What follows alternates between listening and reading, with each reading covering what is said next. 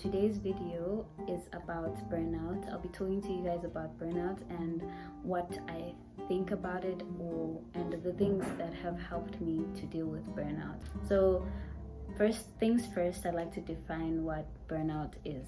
Burnout is a feeling of lack of energy because you are extremely tired. The word burnout itself was created in relation to burning fuel. So if you have fuel and you burn that fuel, you find that the fuel runs out. So even with us, you as a person, you're given or every day you're given a certain amount of energy that you need to use up, and if you finish and deplete that energy without replenishing it over time, it becomes what is known as burnout. Usually when I experience it, I feel like I'm a ghost or a zombie, or in the sense that I'm just moving around and I'm not really in tune with what's happening around me because I'm tired, because I'm exhausted. You kind of feel like you're Pinocchio. I'm not sure if you guys have watched Shrek, but yeah, Pinocchio the puppet. You just kind of feel like there's someone pulling the strings and you're just following along because you're supposed to do stuff every day. It's like the same pattern, and mostly it's just about being overworked. It's about physical and mental and emotional stress on your body, and stress is a feeling of frustration and worry because you're under a lot of pressure from maybe your job, maybe school, and maybe even family issues that are surrounding you at that point in your life. So burnout is prolonged stress. Burnout is something that you can literally change in even a day because of the steps that you implement. What are the signs of burnout, or how do you identify it, or how do you actually know that you are going through it? And it's important for you to know something. You need to at least identify it, then you can work on it. Number one, you can feel drained. You can feel like you are drowning in your work.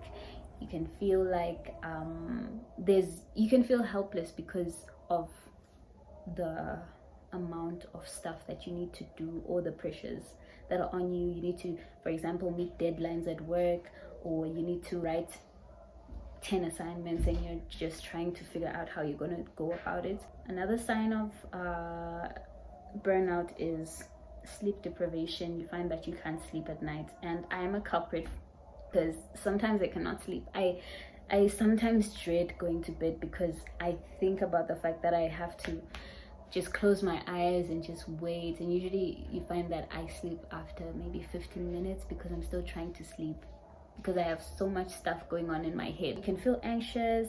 You can procrastinate. Procrastinating can be a sign of burnout. So what are some of the impacts burnout can have on your everyday life? You can't concentrate in class, or work. You lack creativity. Your brain cannot take any more of the stress that you have been building up. You have sleep deprivation issues, like I mentioned in my case. You start becoming pessimistic. Sometimes you start isolating yourself, and isolation is good and it is bad. If you're isolating yourself because you just want to take time to yourself, you want to have like a solo date, or you want to just watch movies, like what I do. I usually watch movies, or I watch a series just to recharge. That's my type of recharging. I'm not really someone who likes going out, and I prefer to be in my room alone, either just reading a book or just watching something on my laptop. It can be bad in the sense that when you're alone, you can start having all these bad thoughts coming into your mind about certain things. I'm a Christian, so there's this verse. It says, an idle mind is the devil's workshop. So as long as you're keeping yourself occupied with, in this case, with things that are not related to work or school, then you're good. You're stimulating your brain, but in another way, away from what is causing your stress. It can have an impact on your health. So sometimes people can start having unexplained stomach aches, they can have headaches, they can have body aches, they can have anxiety, and you know how anxiety can lead to other serious issues for example, reflux disease, and all of those other things related to your gut. Your brain is connected to your stomach via nerves. That system that's particularly connected to your brain and your stomach is called the enteric nervous system. So now let's move on to the tips on how to overcome burnout. Number 1, take breaks. Take breaks. I'm not saying you should skip work if you're someone who has a job, but you can maybe we have the weekend, right? So maybe over the weekend you can find something to do that can take your mind off of things, or even not even wait for the weekend. Do something during the week. If you get time, take some time off to take care of yourself. And of course, if you're a student, don't overstudy. For me, I use the Pomodoro effect to study. For example, I study for 2 hours and then I take a 30-minute break. So you can chunk up your study sessions in that sense, so that you don't feel like you're just studying this whole thing at one go. But anyway, this works for some people and it doesn't work for some. But for me, I found that it has really reduced my stress because it helps me to take breaks.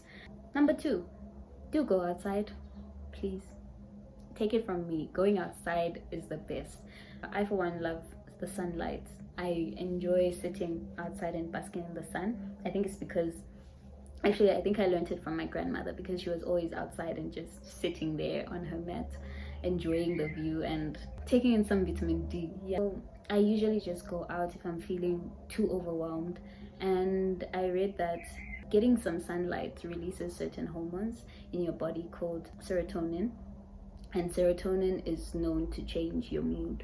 So if you're feeling down, the sun basically helps you. If you can't do that, if you're not someone who enjoys sitting down and doing nothing, then go for a walk. Personally, I do not like walks, so please do not take me for walks. I will go for a hike, but after a deep conversation with myself that I'm actually going to take a hike. Number 3, try to sleep. Try to get as much sleep as you can. I personally think I don't get enough sleep, but I'm working on it, okay? I'm working on it. School is on the horizon. Number 4, talk to people. A lot of what we're going through as individuals, a lot of what you're going through as an individual is not something that you have to go through alone. A lot of people might be facing that same problem that you are facing, and they might even have good advice for you when it comes to certain things. So if you feel the urge to talk to someone, just do it. Just try to talk to someone. They might help you. Personally, I am vocal about stuff, so I do a lot of talking. Take up a hobby. I like to draw. I'm not really I would say I'm a creative person, but when I draw, I'm not putting pressure on myself. I can just literally draw a flower and I'll be good. I'll feel better after doing it. It's not like I'm sketching this amazing Picasso thing. No. It's just literally so that I can get my mind off of things. Some people go to the gym.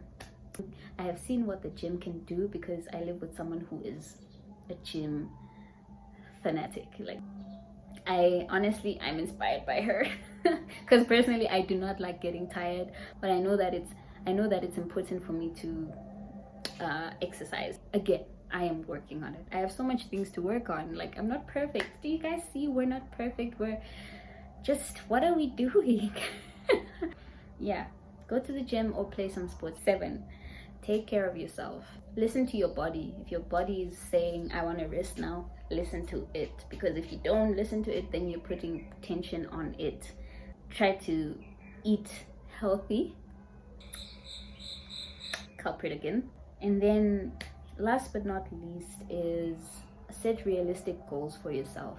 Don't overstretch yourself. Try to, even when you're writing your daily to-do lists, don't add too many things. Sometimes when you don't do those things, you will feel stressed and you will blame yourself. Maybe you'll feel like you're not productive enough. I used to think everything that I wrote in my daily to-do list is set in stone, when I could literally just cancel what I do not want to do for the day, or some of the things that I've left out. I used to feel so guilty for not doing everything that I had set or that I had put in my to-do list. But now I realize that it's important to understand that you have control, you have the power to change how your day will look. And anyway, that's with to-do lists. I'm not sure how that could work in a work setup because I have never been employed before, so I might not really be giving good advice in that context. Thank you guys for watching this video. I hope it was informative. Thank you. Please like, share, and subscribe to the channel.